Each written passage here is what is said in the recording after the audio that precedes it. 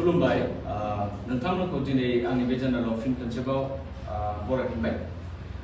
दिनै जोङो सावरायगोन बावैसो नेपालाव जानाय मोनसे सिभिक आनरेस्ट नेपालनि जेनेरेशन यां जेनेरेशनफोर जे धरना होबाय थानाय सोलिगासिनो दङ। दा बिनि जाहोना जाहैबाय नेपाल ससियेल मिडिया आनरेस्ट। दा बावैसोनो मा जादोंमोन नेपालावहाय मोनसे जाथाय जादोंमोन जे नेपालनि गभर्नमेन्टआ माखासे टार्म्स एंड कंडीशंस मिलायनि थाखाय जे गिदिर गिदिर ससियेल मिडिया प्लेटफर्म जेरखम फेसबुक दङ, नोंना टुइटार दङ, इउट्यूब दङ, बिसोरखौहाय बेन खालामदोंमोन। दा बिनि थाखायनो सरासनस्रा सुबुंफोर बांसिनानो गोदान यां जेनेरेशनफोर बिसोरो लामायाव ओंखारबोनो गोनां जादों। बिसोरो सरकारनि एगेन्स्टै धरना होदों। दा सरकारखौ बिसोरो दाय होदों जे बिसोरो माबा मोनसे साननानै बेखौ माबा मोनसे फाव फान्दायनाय खालामनानै बेखौ बन्द खालामनो नागिरदों। दा बिनि थाखायनो बे दावराव दावसियावहाय दा दसे सिगांसिम मिथिनाय मथेब्ला 20 जनसो सुबुङा थैबाय आरो 200 निफ्राय बांसिन सुबुङा जखम जानानै दङ। दा आङो बिनि सायावनो माखासे पइन्ट दङ। बे पइन्टनि सायाव आङो सरासनस्रायै रायलायनो गोसो जादों। दा बेयाव दङ मोनसेया जाहैबाय 1 नम्बर दा इम्पर्टेन्स।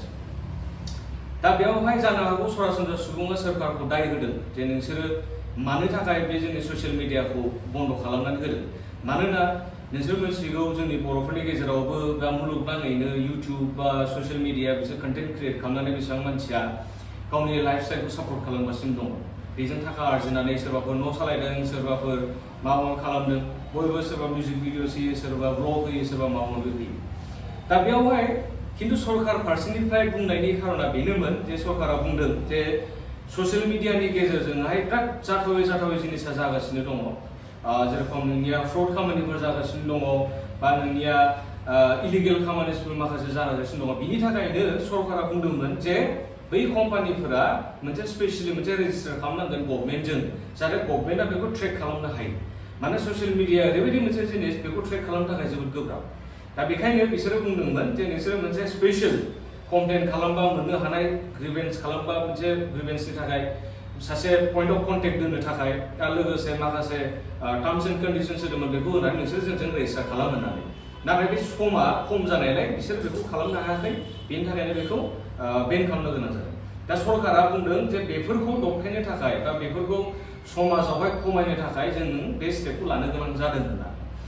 नाथाय जों सरासनस्रा सुबुंफ्रा मा सानदों बेखौहाय जे सरकारा जोंखौ दबथायनो नागिरदों बा गावसिनि नेपालनि जेसेबां पपुलेसन दङ बिसोरखौ दबथायनो नागिरदों, गादबनो नागिरदों। जे माबाफोर बुंनो दङब्ला सरकारनि गेजेराव बुंनो होनाय नङा, मानसि नाय एकाउन्ट नाय डिलिट खालामगोन, ब्लक खालामगोन, बेबायदिबो जायो जानाया। दा मोननैनि गेजेरावनो बे दावराव दावसि सोलिगासिनो दङ, जायनि जाहोनावहाय नेपालनि हम मिनिस्टाराबो रिजाइनेसन होनो गोनां जाहैबाय आरो 20 जन दाय गैयै सुबुंफ्रा थैनो गोनां जाहैबाय। दा 2 नम्बर पइन्टआ जाहैबाय ससियेल एक्चुअलि डिलेमा।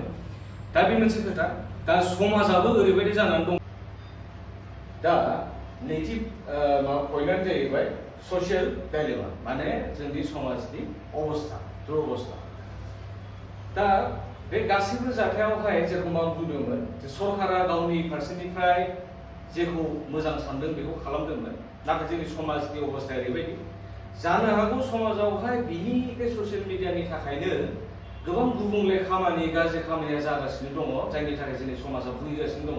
नाथाय थेवब्लाबो जोंनि बे समाजा बे ससियेल मिडियाखौ गारनानै थानो हाया। जेरखम ससियेल मिडियाआव आं बेखौ बुंखाबाय जे नों आं गोबां मानसि दङ जायफोर कन्टेन्ट मोजां कन्टेन्ट होनानै फैसा खामायगासिनो दङ, इनफर्मेटिभ कन्टेन्ट होनानै खस्थ' खालामनानै फैसा खामायगासिनो दङ।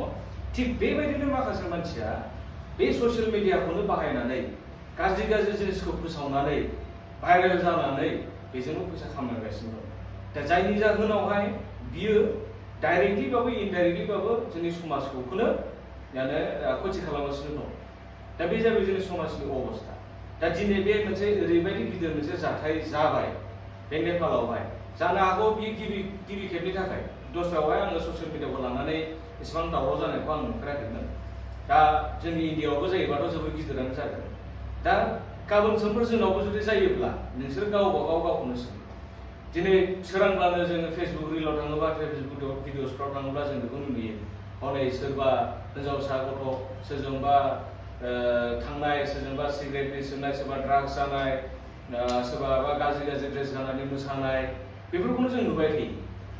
दा बिनि जाहोनाव आरोबाव माखासे बुंनो थाङोब्ला सबसे गाज्रिसिन जोंनि समाजाव दा जानाया जोंनियावहाय सोरनिबा हिनजाव सोरबा हौवाजों खारफानाय, सोरबा हौवा सोरबा गथ' राखानाय हिनजावजों खारफानाय, बिसिया फिसायखौ नागिरनाय, फिसाया बिसिखौ नागिरनाय, बे मोनसे प्राइम एग्जाम्पल। दा जोंनि बे समाजनि अबस्था बे जों बे ससियेल मिडियाखौ नुबोयोबो आरो बेखौ गारनानैबो जों थानो हाया। दा थामथि पइन्टआ जाहैबाय जोंनिया फिउचार एहेड, भबिष्यतआव मा जायो। दा जोंथ' देख नुखाबाय दिनै मोनसे हादोर नाङैनो जुदि ओरैबायदि मोनसे दावराव दावसि जाबायब्ला ससियेल मिडियाफोरखौ लानानै, दा बे मोनसे रोखाखासै जे जोंनि सरासनस्रा दा जोंनि यां जेनेरेसन सुबुंफ्रा ससियेल मिडिया नङाब्ला थानो हाला। साख्रि बाख्रि गैला, खस्थ' मावनो हाला, आबाद मावनो हाला, मोनसे अपसन फैबाय दा ससियेल मिडियाफ्राव कन्टेन्ट हगारनानै नों फैसा खामायनानै गावखौ सापर्ट खालामनो हायो। दा माने मोजाङानो जा गाज्रियानो जा बे ससियेल मिडियाया जोंनि लाइफनि समाजनि मोनसे अंग जानानै थाखाबाय। दा नों आं जों बयबो सरासनस्रा सुबुंनि आखायावसै बियो। दे जोङो बे जिनिसखौ जों माबोरै बाहायनो हायो, मोजाङै बाहायनानै जों जानो ना गाज्रि बाहायनानै जों जानो। खिन्थु बे रोखा कि बे जोंनि मोनसे अंग जानानै थाबाय। जों बेखौ नङाब्ला जोंनि बे दानि समावहाय जोङो जेबो खालामनो हानाय नंला। दा बेखायनो बयबो जायफोर बिमा बिफा, बिदा फंबाय, बिब' बिनानाव जायफोर दङ, गावबा गावनि जायफोर सिनायनाय दंब्ला, जायफोर कन्टेन्ट बानायगासिनो दं बा जायफोर भिडिअखौ बानायनो गोसो जायो, बेखौनो एसे उदिस्ला जेनेबा बयबो जाहाथे मोजां कन्टेन्टफोरनि थ्रुयैनो बेखौ खस्थ' खालामनानै फैसाफोरखौ आरजियो। बेबायदि खालामोब्लाथ' सरकाराबो बेबायदि मोनसे स्टेप लानो गोनां दरकार जानाय नङा। नङाब्ला जोंनाबो जुदि बांद्राय जायोब्ला मोनसे समावहाय जोंनावबो बे जिनिसा फैगोन, जोंखौबो कन्ट्रल खालामगोन।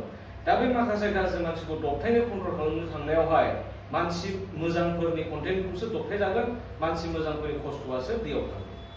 दा बेनो मोनसे जोबोर मोजां मोनसे एग्जाम्पल बियो, मोनसे आइ अपेनार बयनिबो थाखाय। बेबायदिबो मोनसे जानो हागौ होननानै दा बयबो बहुत खस्थ' खालामो। दा आसा खालामो बयबो बे खोथाखौ बुजियो, दानिफ्रायनो मेगनखौ खुलियो जे जों ससियेल मिडियाखौ जों मोजाङै बाहायनानै समाजनि थाखायबो मोजां मावलांनो हाथों, गावनि थाखायबो मोजां मावलांनो हाथों। एसेनोसै दिनैनि आयदा।